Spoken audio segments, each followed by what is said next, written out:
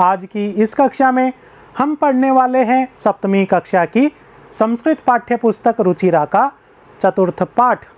पाठ का नाम है हास्य बाल कवि सम्मेलनम। इस पाठ के 3 भाग हैं। पहले 2 भाग हमने पढ़ लिए हैं। आज हम तीसरा भाग पढ़ेंगे और इस भाग में हम पाठ के प्रश्नोत्तरों का अभ्यास करेंगे। तो आइए जानते हैं पाठ के प्रश्नों का समाधान। पहला प्रश्न है उच्चारणम कुरुत, अर्थात नीचे दिए गए पदों का उच्चारण कीजिए। जैसे उपरि, नीचहि, कदापि, कुत्र, अधः, बहिः, अन्तः, कदा, उच्चैः, अलम, पुनः और एकदा। दूसरा प्रश्न है मंजूषातः अव्ययपदानि चित्वा वाक्यानि पूरयत, अर्थात मंजूषा से अव्यय पदों को चुनकर वाक्यों की पूर्ति कीजिए। मंजूषा में कुछ अव्यय पद हैं, इनको हमें नीचे दिए गए वाक्य में रिक्त स्थानों में भरना है। उत्तर के रूप में जो वाक्य में पीले रंग के पद दिखाए हुए हैं वो हमने रिक्त स्थान में भर दिए हैं। जैसे वृक्षस्य खगाः वसन्ति, यहाँ पर जो रिक्त स्थान था उसमें अव्यय पद आएगा उपरि। इसी प्रकार विवादेन, इससे पहले जो रिक्त स्थान पुस्तक में या पाठ में दिया गया है उसमें आएगा अलम।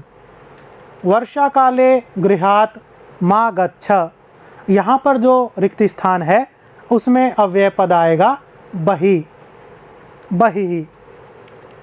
चौथा है मंचस्य श्रोतारः उपविष्टाः सन्ति, यहाँ पर रिक्त स्थान में पद आएगा अधः। और पांचवा है छात्राः विद्यालयस्य प्रविशन्ति, यहाँ पर जो रिक्त स्थान है उसमें पद आएगा अन्तः। इस प्रकार हमने वाक्यों के रिक्त स्थान को भर दिया है। अब हम तीसरा प्रश्न जानते हैं।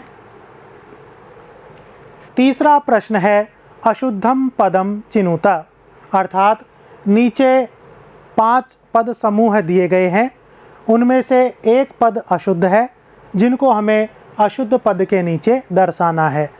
उत्तर में हमने पीले रंग से वो अशुद्ध पद दर्शाया हुआ है।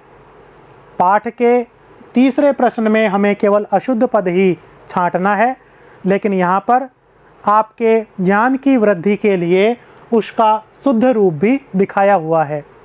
आइए जानते हैं। पहला जो पद समूह है वो है गमन्ति, यच्छन्ति, पृच्छन्ति और धावन्ति। इस पद समूह में गमन्ति यह अशुद्ध पद है, इसकी जगह है शुद्ध पद होगा गच्छन्ति। दूसरे पद समूह में रामेण, गृहेण, सर्पेण, गजेण, इसमें अशुद्ध पद है गजेण, इसके स्थान पर शुद्ध पद होगा गजेन। तीसरा पद समूह है लतया, मातया, रमया और निशया, इसमें अशुद्ध पद है मातया और इसके स्थान पर शुद्ध पद होगा मात्रा। मातृ शब्द का तृतीया विभक्ति का एक वचन का रूप। चौथा पद समूह है लते, रमे, माते और प्रिये। इस पद समूह में अशुद्ध पद है माते, इसके स्थान पर शुद्ध पद होगा मातः, यह संबोधन का रूप है। पांचवा पद समूह है लिखति, गर्जति, फलति और सेवति। इस क्रियापद के समूह में अशुद्ध क्रियापद है सेवति, इसके स्थान पर शुद्ध क्रियापद होगा सेवते। अब हम अगला प्रश्न जानते हैं। चौथा प्रश्न मंजूषातः समानार्थक पदानि चित्वा लिखत, मंजूषा से इन पदों का जो समानार्थक पद है वो हमें छांटकर लिखना है। उत्तर के रूप में हमने इन पदों का समानार्थक पद लिखा है। जैसे प्राप्य, इस पद का समानार्थक पद मंजूषा में है लब्ध्वा, इसको हमने यहाँ पर इसके सामने लिख दिया है। दूसरा है कुशलाः, इस पद का समानार्थक पद है दक्षाः। हर्षस्य, इस पद का समानार्थक है प्रसन्नतायाः।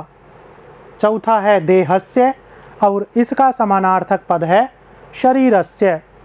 पांचवा पद है वैद्यम, इसका समानार्थक पद है चिकित्सकम। अब हम पांचवें प्रश्न का उत्तर जान लेते हैं। पांचवा प्रश्न है अधोलिखितानां प्रश्नानां उत्तराणि एक पदेन लिखत। नीचे दिए गए प्रश्नों के उत्तर एक पद के द्वारा लिखिए। प्रश्न में एक पद पीले रंग से दिखाया हुआ है जो यह सूचित करता है कि यह प्रश्नवाचक पद है। इसी के स्थान पर हमें उत्तरवाचक पद लिखना है।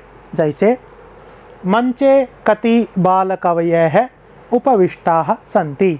यहाँ पर के कति, इसके स्थान पर उत्तरवाचक पद आएगा चत्वारः। दूसरा प्रश्न के कोलाहलम कुर्वन्ति। यहाँ पर के इस प्रश्नवाचक पद के स्थान पर उत्तरवाचक पद आएगा श्रोतारः। तीसरा प्रश्न है गजाधरः कम उद्दिश्य काव्यम प्रस्तौति। यहाँ पर कम इस प्रश्नवाचक पद के स्थान पर उत्तरवाचक पद आएगा आधुनिकम वैद्यम। चौथा प्रश्न है तुंदिलः कस्य उपरि हस्तम आवर्तयति। यहाँ पर कस्य इस प्रश्नवाचक पद के स्थान पर उत्तरवाचक पद आएगा तुंदस्य। अगला प्रश्न है लोके पुनः पुनः कानि भवन्ति। यहाँ पर कानि इस प्रश्नवाचक पद के स्थान पर उत्तरवाचक पद आएगा शरीराणि। छठा प्रश्न है किं कृत्वा घृतं पिबेत। यहाँ पर किं इस प्रश्नवाचक पद के स्थान पर उत्तरवाचक पद आएगा ऋणम। अब हम छठा प्रश्न जान लेते हैं।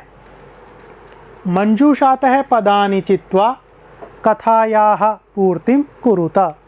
नीचे एक कथा दी गई है, उस कथा में बीच बीच में रिक्त स्थान छोड़े हुए हैं।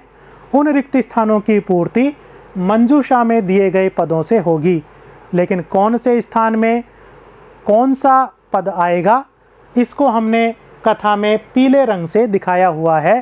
पीले रंग से हमने रिक्त स्थान की पूर्ति की हुई है।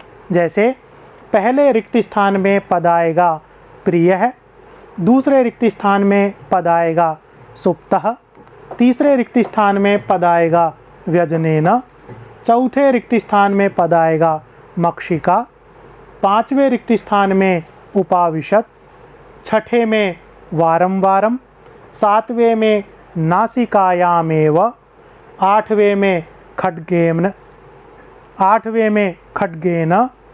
नवें में दूरम और 10वें में छिन्ना।